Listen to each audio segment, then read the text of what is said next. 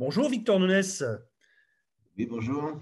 vous êtes franco-portugais, vous êtes un luso-descendant comme on dit, vous êtes au Oui, Portugal depuis 5 ans.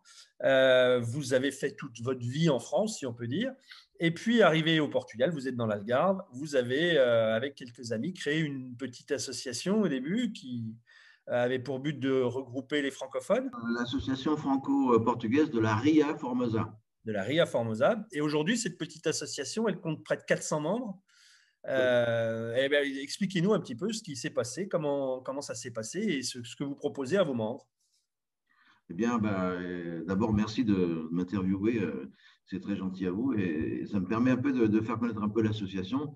Et puis aussi diffuser pas mal de nouvelles informations si j'ai le temps de le faire après pour Bien nos sûr. membres. On n'est qu'un noyau de quelques personnes, une dizaine de Ouais. personnes à peu près.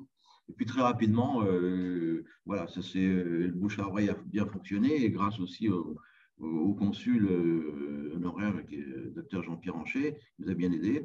Et donc petit à petit, et surtout grâce à nos activités, nos loisirs, d'activités de loisirs, etc., de rencontres régulières, mensuelles, à travers des repas, à travers des réunions, à travers des jeux, etc., eh bien, cette association a grandi très rapidement, puisqu'aujourd'hui, on est pratiquement à 400 adhérents à jour de leur cotisation, ce qui fait quand même Oui, ça fait beaucoup de monde. beaucoup de monde. Et je pense que c'est peut-être une des associations les plus importantes ici au niveau de l'Algarve, en nombre d'adhérents. Hein. Alors, l'association propose des choses plutôt récréatives.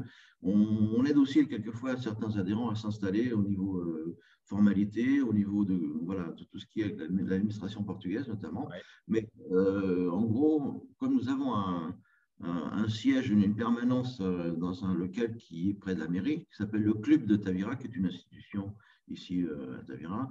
Et il y a une permanence tous les jeudis, donc jeudi après-midi. Donc pour les gens qui voudraient nous rencontrer, eh bien, Ouais. c'est ouvert de 14h à 17h à peu près.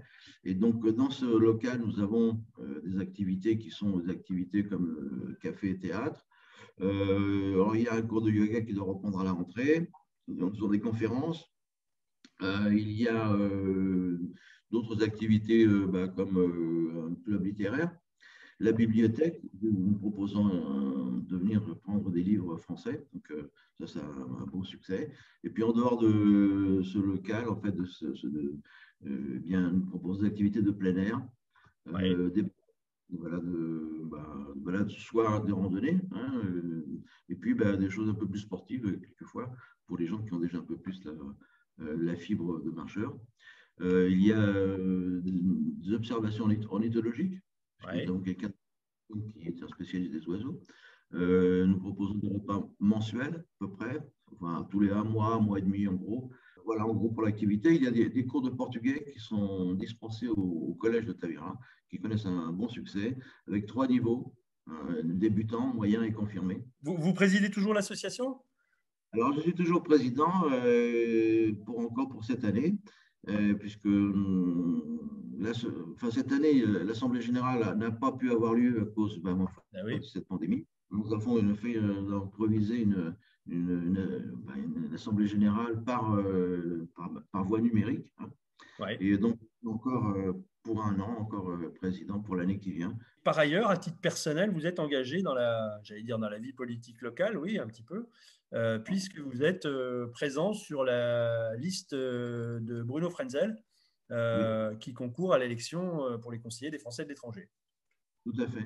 Tout à fait. Alors, bon, j'y suis à titre de candidat indépendant. Hein. Oui, bien sûr. Euh, voilà, habituellement, je n'aime pas trop mélanger la politique et l'association, mais puisque pour répondre à votre question, je le fais parce que ce sont des gens qui nous ont beaucoup aidés d'un point de vue logistique. Donc, en logistique et des connaissances administratives, ils Ouais. ont, comment dire, aidé beaucoup de nos adhérents qui étaient dans des situations très compliquées au niveau administratif avec la France, au niveau fiscalité, au niveau retraite, au niveau des fois des successions, au niveau des assurances vie, enfin bon, des choses très très compliquées. Et sincèrement, les gens lesquels nous avons aidés se reconnaîtront et peuvent témoigner de l'efficacité de ce groupe de personnes.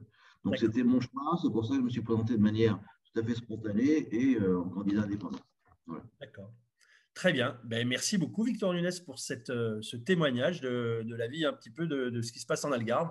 Bah, écoutez, je vous remercie également pour votre interview. En tout cas, je vous souhaite une très bonne journée et bah, voilà, on reste en contact avec la French Radio. Merci beaucoup. Au revoir. La French Radio. Portugal.